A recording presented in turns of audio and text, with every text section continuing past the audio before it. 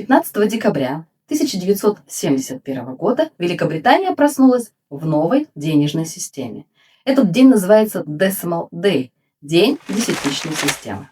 Страна готовилась вступить в Европейское экономическое сообщество.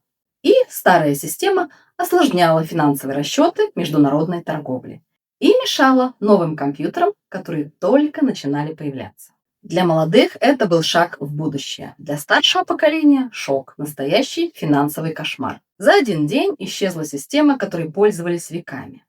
Просто перестала существовать. Все дело в том, что до 1971 года британские деньги считались одними из самых запутанных в мире. Настоящая математическая головоломка. Нам кажется логичным. В одном рубле 100 копеек, в одном долларе 100 центов, а в одном евро 100 евроцентов. Но англичане такие: нет, в нашем фунте 240 пенсов. 240, не 100 и даже не 10. Почему так? Еще в 8 веке первые английские монеты чеканили из серебра. И из 1 фунта металла получалось примерно 240 монет. Так и закрепилось: 240 пенсов – 1 фунт стерлингов. А теперь представьте, в 1971 году фунт делят на 100 частей, не на 240. Новый пенс становится примерно в 2,4 раза тяжелее старого. Это как если бы в рубле вдруг стало не 100, а 40 копеек. И все начало незаметно округляться вверх. Все стало чуть-чуть дороже, чем было. Людям пришлось заново учиться считать деньги. В магазинах даже появились добровольцы, которые помогали пожилым людям пересчитывать сдачу. Представьте, вы пришли в магазин купить хлеб, а вам нужно учиться считать заново.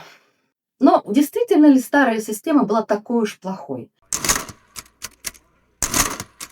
То если я вам скажу, что она была удивительно удобной для жизни. Но для этого давайте разберемся, как она работала. Британская денежная система была устроена в 3 уровня. Между фунтом и пенсом был еще один уровень – шиллинг. 1 фунт – 20 шиллингов. 1 шиллинг – 12 пенсов. Итого 240 пенсов. И именно в этом весь смысл. В современной десятичной системе 10 – это почти всегда эгоист, а вот 12 и 240 – это командные игроки. Представьте, у вас есть шиллинг – 12 пенсов. Его можно разделить на 2, 3, 4, 6, и всегда получается ровно. Или фунт – 240 пенсов. Как ни дели, всегда выходит целое число. Без округлений, без потерь. Это была математика без остатка. А теперь попробуйте современный рубль или фунт поделить на троих.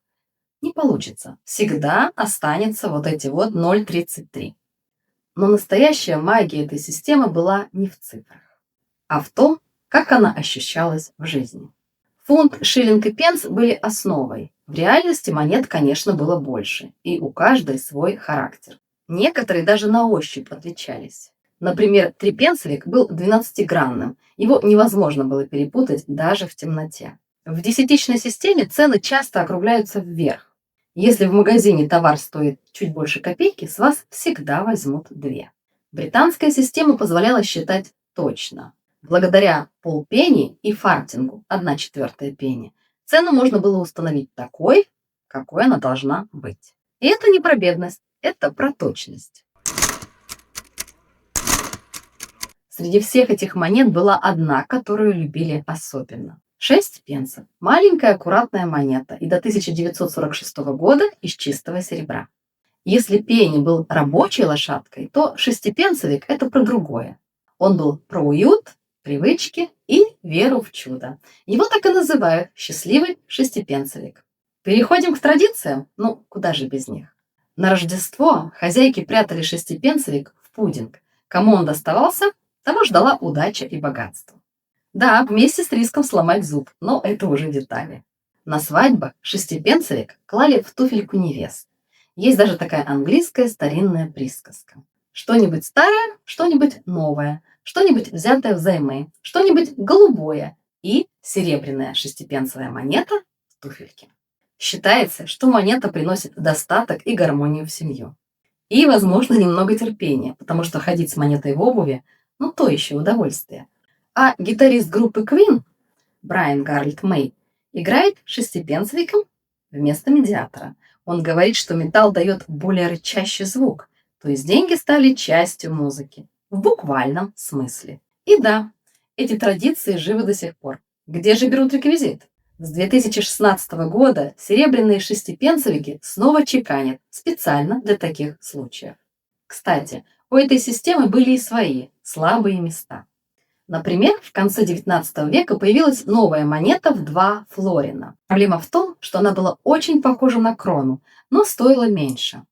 И в полутемных барах находились те, кто случайно расплачивался ею вместо более дорогой монеты.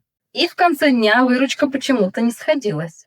Так у этой монеты появилось прозвище «Печаль барменши». Но это была лишь одна сторона. Существовала и другая сторона, более аристократическая. Позвольте представить гинея. Гинея – это 21 шиллинг. Когда-то это была золотая монета, и ее стоимость плавала вместе с ценой на золото. Но в итоге она закрепилась чуть выше фунта. Всего на 1 шиллинг. И этот лишний шиллинг менял все. Фунты были для всех. Гинеи – для джентльменов. Ну, или для тех, кто хотел ими казаться. В гинеях выставляли счета врачи, юристы, художники. Это был не просто способ назвать цену, это был способ показать статус. 20 шиллингов – это плата специалисту, а 1 шиллинг сверху как бы на чай ассистенту, помощнику, секретарю. Это были деньги с этикетом. Гинеи использовались и в более элегантных местах. На аукционах, на скачках, при оценке породистых лошадей, собак и антиквариата. И что самое удивительное, это сохранилось до сих пор. Цена может объявляться в гинеях, а платят уже в фунтах. Например, продано за 200 гиней, что значит 210 фунтов, но звучит благороднее. Это были не просто деньги, это был язык статуса и намеков. В 1971 году Британия выбрала скорость, простоту и универсальность. Но вместе с этим ушло кое-что важное. Система, которая подстраивалась под людей, а не наоборот. Но давайте честно, система не была идеальной. Ее было сложно учить, она путала туристов, прямо даже, скажем, раздражала, и это был настоящий кошмар для банков и бухгалтерии. Но люди, которые в ней жили, как-то с этим справлялись.